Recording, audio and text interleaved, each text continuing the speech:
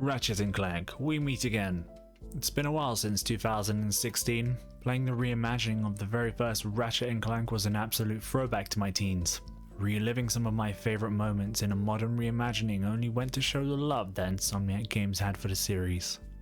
Rift Apart is to set the bar even higher, so let's see if the culmination of 15 games has led to an even greater game. Without further ado, it's time for the breakdown. Here is the Ratchet and Clank Rift Apart review.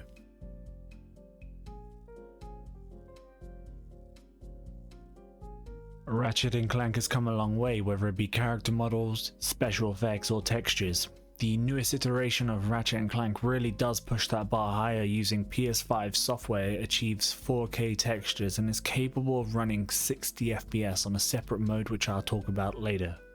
The upgraded visuals have helped the devs achieve the vision they've always wanted to create, and I thought about this more recently actually. I'm 100% sure that when devs create a vision for the series or the game, they have a grandiose idea about how the game should look and feel.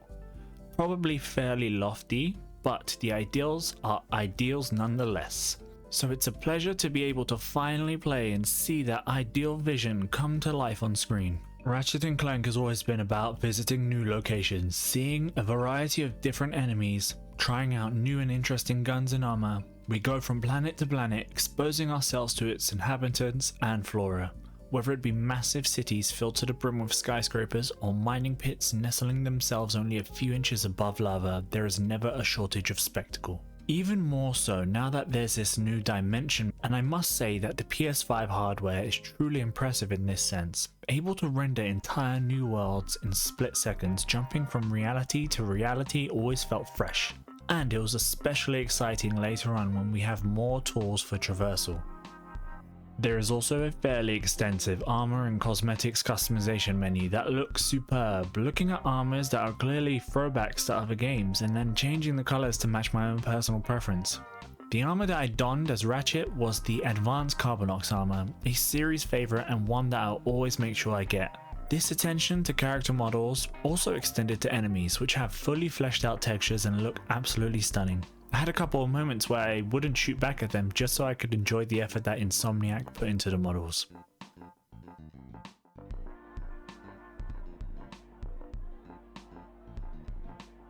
Here's a question for you. When humans go to a club and they dance, they do the robot, right? So does that mean when the robots go to a club, they do the human?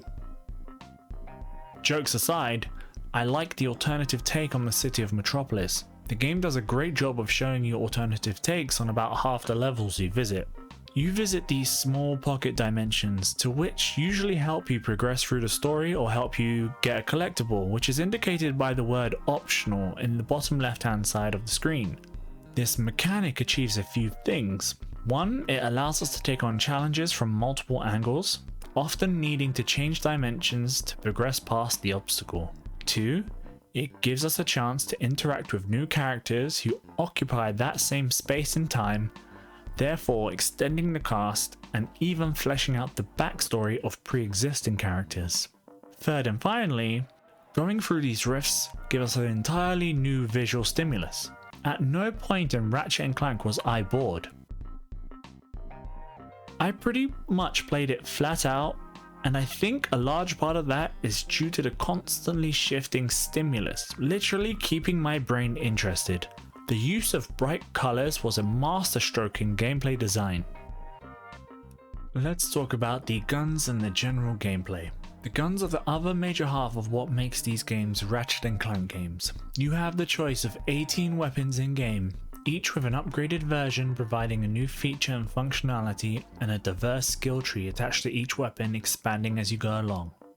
There is a vast variety of weapons. Naturally you'll gravitate to some more than others, and for me, I personally love the Negatron Collider, which essentially allows you to fire a Kamehameha, and the Apocalypse Glove, which I love having an army of little robots. The Rhino was also amazing, and this game's iteration of the Rhino is truly special. Although not the most powerful version of the Rhino in my opinion, I think PlayStation fans are going to love this. How do they affect the gameplay? Well, Ratchet and Clank has always been about how you use those weapons in combination with other ones. For instance, there's a gun that can immobilize any enemy, and yes, I mean any enemy, priming them for a massive beam to the face, with bonus damage to be the cherry on the cake. Or you can freeze your enemies, send killer robots after them, while the enemies are stuck in ice cubes sliding around a dance floor. This confluence of innovative gameplay and a clever approach to battling is where most of the satisfaction lies. As it stands right now, I have all the weapons fully upgraded and into their Omega versions, which is essentially a more powerful version you unlock for New Game Plus. After some investment, some of these are phenomenal.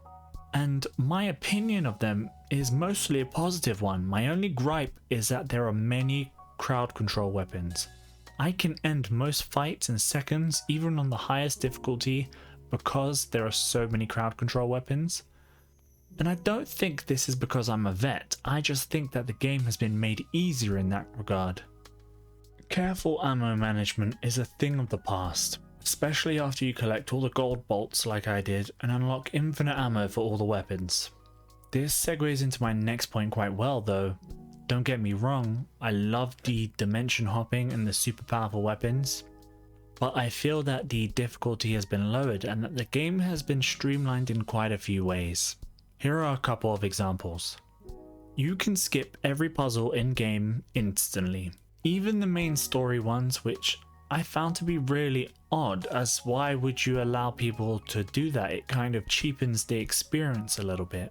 I get why they are there and that option is present. The Spiderbot minigame, which I despise, provide no challenge and was just frustrating at times, when compared to older games puzzles. The other puzzle you'll play is actually quite engaging, and although not very challenging, in general, I was more pleased with that one than I was with the Spiderbot. And the puzzles just overall were a little disappointing and the difficulty in general was very mundane.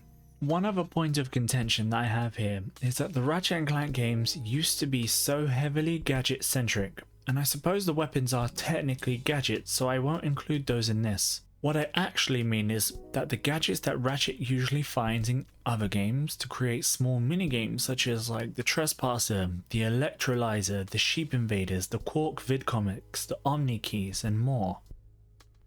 It's such a shame as a lot of the personality comes from those gadgets. The Quark vidcomics in particular in Up Your Arsenal were a perfect example of a minigame that was challenging and provided a lot of texture to the world. But not only that, some key staples are missing, like Clank specific upgrades, i.e. his jetpack or his underwater propeller.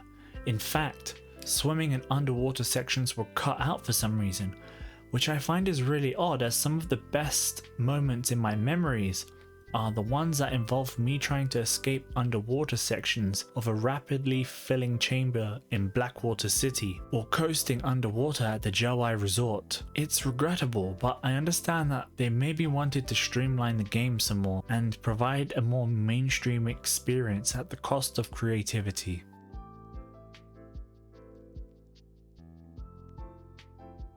Ratchet and Clank are being celebrated in Metropolis, a huge event spanning the whole city, but in natural Ratchet and Clank fashion, Nefarious shows up to spoil the show, stealing a weapon that originally is for Ratchet, but in the fight the weapon becomes damaged, opening up several dimensional rifts everywhere and causing mayhem. Ratchet, Clank and Nefarious are transported to an alternate universe where Nefarious is victorious and set up a world of his own, and the world as they know it has been flipped on its head. After being separated, Clank is picked up by another Lombax named Rivet, played by Jennifer Hale, and so the adventure begins as Ratchet tries to reunite with his beloved Clank, defeat Nefarious for the umpteenth time. Jennifer Hale does a great job as Rivet, providing a believable counterpart to Ratchet. She has her own insecurities, fears, as well as her own hopes and dreams. Although not mechanically as savvy as Ratchet, she has her own strengths in her tenacity and friendship she's created. Make no mistake, this may be a Ratchet and Clank game, but you play as Rivet for most of it. You do hop back and forth between the two. Rivet does get a lot of the spotlight, and I get it, Ratchet has been the star of the show for a while now, and they wanted to introduce a new character, but don't sideline him. In my opinion, he doesn't really have an arc in this game. It basically revolves around him being anxious about meeting his new family when he finally decides to go and look for them. This isn't a spoiler, as it's been around in the story trail for most of his games. They lightly touch on this issue in the game and it comes to a predictable resolution. Most of the actual story revolves around Rivet and her relationship with the world and the nefarious of her reality, as well as dealing with her prejudices against robots. Now, on a lighter note, the universe of Ratchet and Clank has many colourful characters and villains, which are its bread and butter. They are likable in one way, shape or form, and Insomniac does a great job of bringing them to life with the new tech. With this new tech, I do think they wanted to show off the tech more than their great character designs. You are bombarded with the character after character after character, and some make no reappearance, which is a shame because I really love the universe. And I may be biased here, but I'm Team Ratchet all the way, and his universe just feels way more substantial and has much more gravitas. In Rift Apart, the game doesn't really expand on its characters like Mrs. Zircon, who I absolutely loved. Her personality was both endearing and very sweet, and it was funny at times. And there's no Owl in this game. And for those of you who don't know, Owl is like the tinkerer slash mechanic slash gadget creator for the Ratchet universe.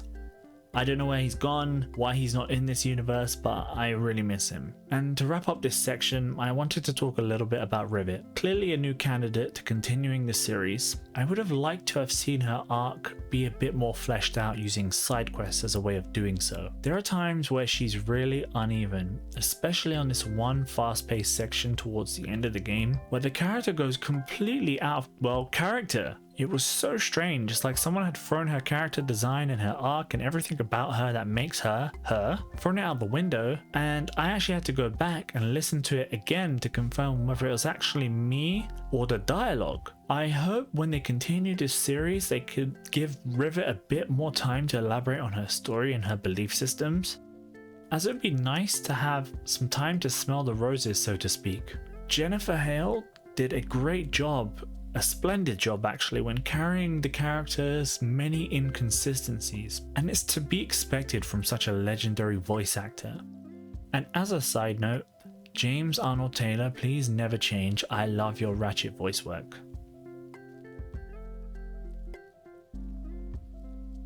So how does it run? Well, Ratchet and Clank Rift Apart has a variety of different settings very akin to a PC. Actually, the major ones being the graphics settings, which we will see in PS5 games going forward.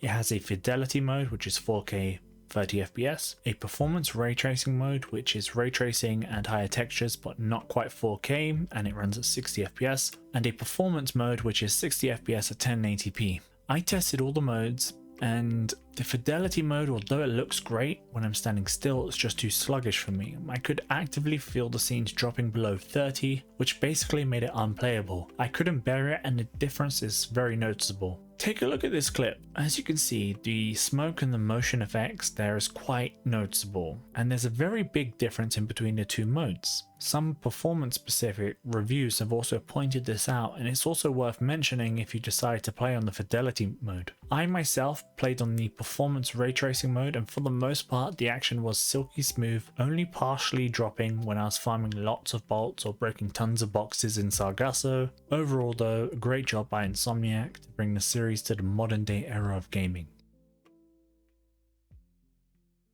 Namaste, and peace be with you, Rivet. Hey, Zerky, have you seen our favorite first mate anywhere?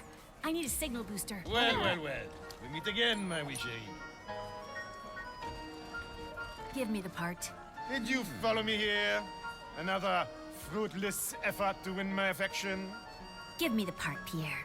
Time and again, I tell you, my heart is taken. And yet... Rusty Pete? Rusty? Mon Dieu. Your friend has a saucy tongue. My name is Pierre Lafer. Pirate extraordinaire. I'll fight you for it.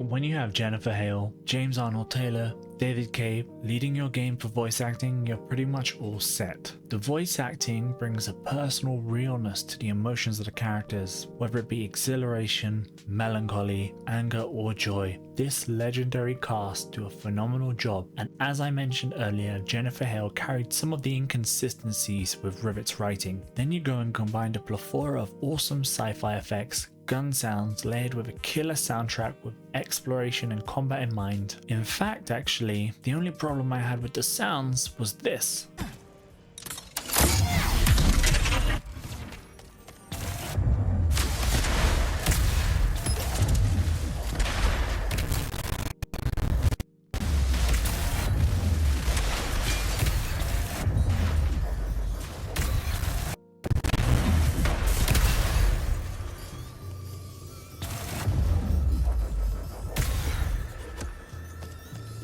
Other than that though, the game's entire soundtrack served to immerse me back into the Ratchet and Clank universe for another epic adventure, with some guns sounding like pew pew pew generators and others sounding like a colossal size object dropping on the enemy, causing audible reverberations on my eardrums. I loved every second of it, and I was very happy to be playing one of my favorite franchises.